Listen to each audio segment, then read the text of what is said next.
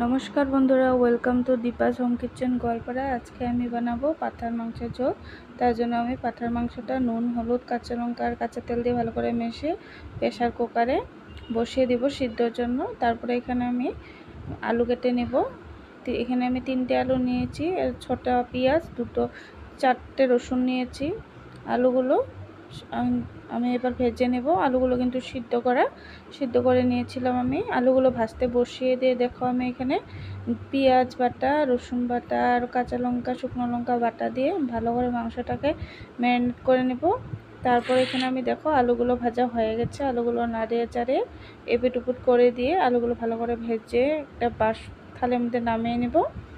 নামিয়ে নেওয়ার পর ওই কড়াইয়ে আমি এখন দিয়ে দিব আবারও অল্প সর্ষের তেল, তারপরে দিয়ে দিব তেজপাতা, তারপরে দিয়ে দিব গোটা জিরে। এবার কেটে রাখা একদম সরু সরু করে কেটে রাখা পেঁয়াজগুলো দিয়ে দিব।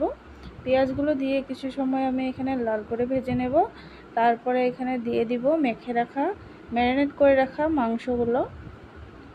পাঁঠার মাংস রান্না করার জন্য কিন্তু অনেক সময় লাগে, তার জন্য তোমরা কিন্তু আগে একটা ছিটি দিয়ে নেবে, না হলে অনেক সময় কষিয়ে কষিয়ে রান্না করে নেবে। তো এখানে আমি দেখো পাঁঠার মাংসটা ভালো করে কষিয়ে নিলাম। এটা আমি আরও ভালো করে কষিয়ে নেব। কিছু সময় লাড়িয়ে লাড়িয়ে আমি এখানে প্রায় 1 ঘন্টার সময় লাড়িয়ে লাড়িয়ে কষিয়ে নিয়েছি, সিদ্ধ করে নিয়েছি। তাও আমি কিন্তু অনেক সময় ধরে কষিয়েছি, যাতে মশলাটা ভালো করে কষে যায়। দেখো আমার কিন্তু একদম মশলাটা কষা হয়ে গেছে। এখানে দেখো আমার মশলাটা প্রায় কষা হয়ে গেছে। এখানে আমি দিয়ে দিব মাটন সিদ্ধ করে রাখা জলটা।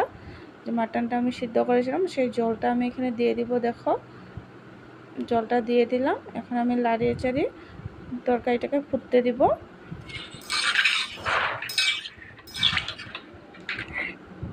দেখো আমার ঝোল কিন্তু ফুটে গেছে। ঝোলটা ফুটে যাওয়ার পরে ভেজে রাখা আলুগুলো আমি ঝোলের মধ্যে দিয়ে দিলাম।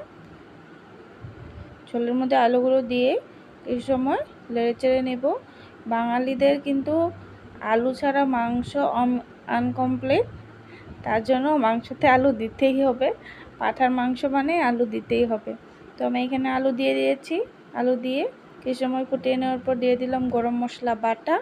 তাই দেখো আমার রান্না কিন্তু কমপ্লিট। আমি এখানে গ্যাসের ফ্লেম বন্ধ করে দেব। তারপরে আমি কড়াই থেকে গামলাতে ঢেলে নিব তরকারিটা। তোমাদের যদি ভিডিওটা ভালো লাগে থাকে তাহলে অবশ্যই আমার চ্যানেলটাকে সাবস্ক্রাইব করে দেবে নতুন নতুন ভিডিও পাওয়ার জন্য, আর একটা লাইক করে দেবে। আর